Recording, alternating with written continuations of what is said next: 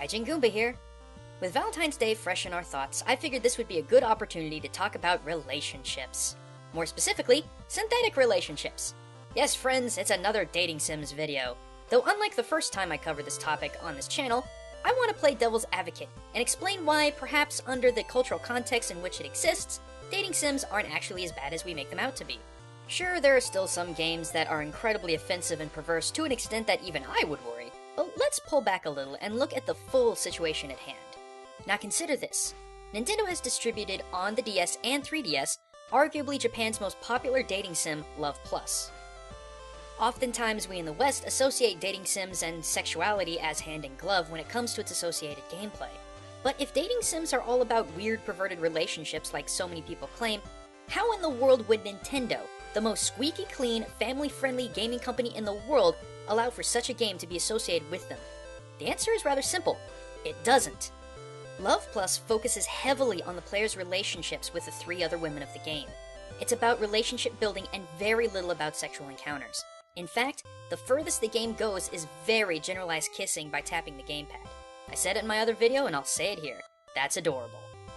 Now let's take a look at the game that I so harshly criticized in my previous video about this subject matter, 3D Custom Girl. Yes, my friends, I did shell out the money to have this game imported, extra, peripheral, and all. I went in curious just to see how base and physical these kinds of games have become, and you know what? I was totally blown away. It's a mighty small detail, but it makes all the difference in the world. Let me show you the introduction and exit of the game.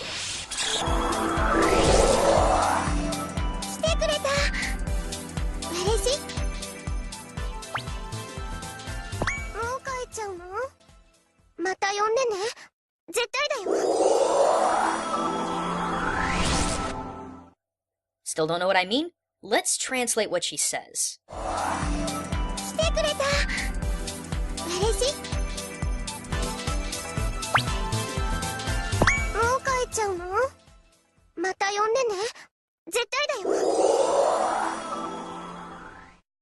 This floored me when I saw this. Now let me explain. While yes, it is possible to give your girl a really big rack, it doesn't really get to the level of insane fetish that I've seen in other products of Japan. Even more so, the rest of the body sliders don't change as much of the body of the woman as one might think. And trust me, there are lots of different ways this game could have gone to appeal to a multitude of fetishistic crowds, but it didn't. Instead, customization of this game comes in the form of all the different clothes, accessories, and hairstyles, which are things that are totally feasible in the real world.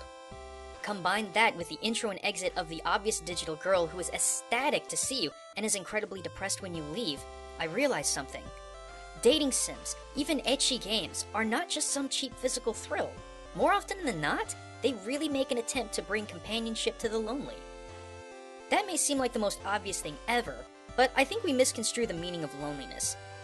There are base urges that people have, and I think a lot of us in the West confuse that with what true loneliness is. A life devoid of people in it who love you unconditionally, who are happy to see you be happy, and sad when you're feeling down. Make no mistake, there is a very defined difference between the two. At this point, a lot of you are probably asking, well, if they're so lonely, why don't they find relationships to fill that void? And that, my fellow theorists, is the problem the Japanese government is trying to figure out. I've talked a lot about this in my previous video, but that was almost 3 years ago, and I think I should do a quick refresher. I've read article after article after article of people trying to explain that not only do Japanese young people want sexual relationships less and less, but also try to explain why. Now, speaking from 15 years of cultural experience, this is the reason why. Japanese men are hugely pressured to put in insane hours at their job. 10 to 14 hours a day, nearly 6 days a week, and after that job is done, there's even more social pressure to go out until midnight with colleagues to eat and drink. As you can imagine, this fractures and destroys familial relationships, to a point that there's seemingly no purpose in having them. Men not only lack the time to spend with their wives, but lack even less time to pursue their own desires and hobbies. That's understandably crippling, so they hole up within themselves. They pull away from society and put the focus on themselves.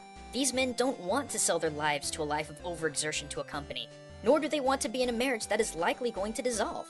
And that's perfectly understandable given these conditions. That's why they turn to dating sims, and that's why these games have been on such a rise in the last 5 to 10 years. These soushoku danshi, as they're called, still want a life with someone they can love. But with the obscene expectations of them in the workplace, how can they? How can they develop and foster a loving relationship with another person if 95% of their time is devoted to working? They can't. So, instead, they turn to Love Plus, they turn to 3D Custom Girl, and any number of dating sims in order to try to manage that aspect of their humanity. They don't do it because they want easy access to TNA. They do it because it's what they have time to do. Marriage to a real woman, you see, 5% of the time is fairly likely to create even more stress in one's life, probably ending in a bitter divorce. But with dating sims, they can see their significant other when they finally have the time to do so. Even more so, their women will not judge them, yell at them, or accuse them. They are simply happy to see their man and don't care about anything else but their happiness. In a tragic, sad sort of way, that's unconditional love that these guys can't have but desperately want. It isn't fair, it isn't right, but that's the way it is.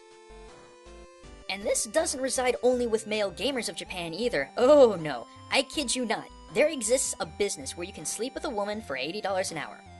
And no, I'm not talking about that kind of way. I mean, literally you are sleeping next to them. That's it. $80 an hour to simply share a bed.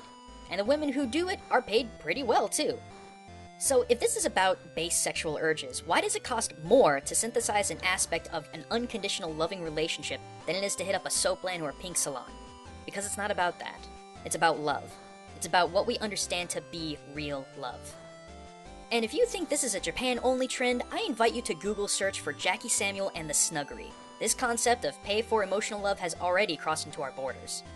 Ugh. This really is kind of a downer episode, huh? You know what? Let's talk about something awesome from Japan. Like anime. I'm not really big into moe, but come on, look at my freaking design. It's obvious that old school anime was a big inspiration for getting into Japan like I have. But you know what I hated? Freaking box sets. $50 to $100 for each? Blech.